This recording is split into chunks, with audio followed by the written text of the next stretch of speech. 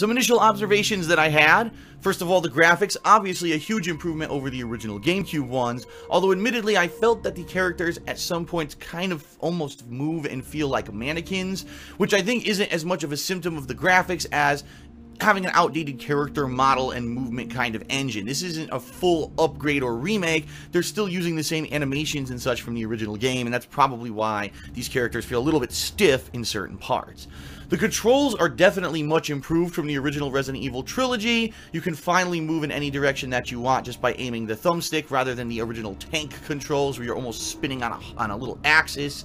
And definitely it aids for the maneuverability and makes it a lot easier to get around zombies. However, the auto-aiming, in my opinion, is kind of wonky, and what I mean by that is, especially when an enemy is off-camera, when you hold R1 to target the enemy, it's very hard to tell if you're aiming for them and where you're aiming at, especially when you're fighting a group of zombies and you want to maybe target the head or try to target a certain limb so that you can sneak by. You really can't tell what you're aiming at, and many times when I thought that I was aiming dead for a zombie because of the auto-aim mechanic, I was actually firing at thin air, and that was pretty frustrating. Now, one thing I can definitely tell you after a few hours of gameplay is that I really feel Resident Evil 0 is one of the most difficult Resident Evil games I've ever played. It might have to do a little bit with the fact that I chose the hard difficulty setting for the urging of my viewers, because they said that was more along the lines of the normal difficulty of the original game. But also the fact that ammo just seems a lot more scarce than in other games. A lot of zombies seem to take a lot more bullets to kill than in previous Resident Evils, and the knife doesn't seem very effective. Therefore, trying to actually get aimed headshots and or trying to get by enemies efficiently doesn't seem to be very viable in this game. It really seems to me like you really have to time out when exactly you're going to be attacking enemies and when you're going to sneak by. When is it a better trade-off to maybe take a little bit of damage rather than to waste your ammo? And frequently already in the first 3.5 hours, I found myself completely emptying out all of my ammo for a tough enemy and or boss and wondering what the heck I was going to do in the next room.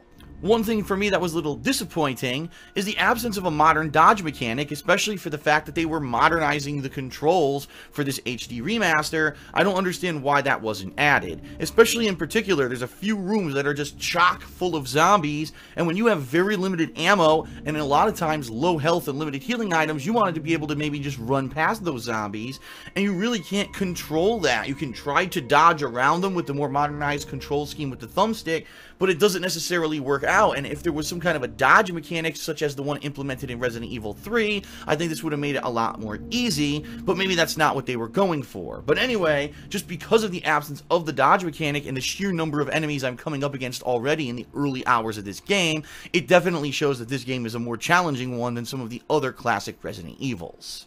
The other thing that's kind of annoying, that pretty much is annoying in almost every single Resident Evil, the inventory management. There is no item box to speak of in Resident Evil 0 Remastered. You just have two characters who have 6 item slots each in their inventory, and you have to micromanage that like crazy. But it's incredibly frustrating whenever you pick up a new item that maybe takes up 2 slots, and now you have to figure out, gee, what item don't I immediately need right now that I can drop on the ground? And it's also important to note that this is a brand new game mechanic. You can actually drop items out of your inventory onto the ground and they'll show up and stay there. In fact, they even blink on your minimap, so you'll remember what rooms you may have dropped critical items in, so you can head back later and grab that to maybe solve a future puzzle or open a door when you finally need that key. So inventory management, just like all other Resident Evils, pretty frustrating, and in this case, because there's an absence of an item box, actually adds a whole new wrinkle to the inventory scheme.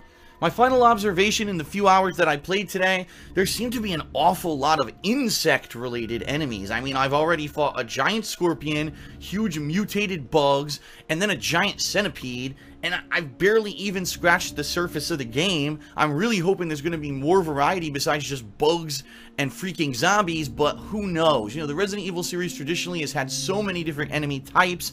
I'm hoping there's going to be more wide variety. Maybe it's just what they chose to do in the early stages of the game, and it's just an observation of mine. However, I am feeling incredibly challenged. It's one of the very few Resident Evils where I've ever had to micromanage this much and or really strategically figure out who do I want to use in each room, depending on out what's actually going on in each situation or each area of the mansion that I'm in. And I think that it's going to be a longer, drawn-out playthrough, maybe a little bit longer than a typical Resident Evil, because I'm probably going to die quite a lot, which I have already, and it's going to be a lot of trial and error to figure out what I need to do to get from place to place.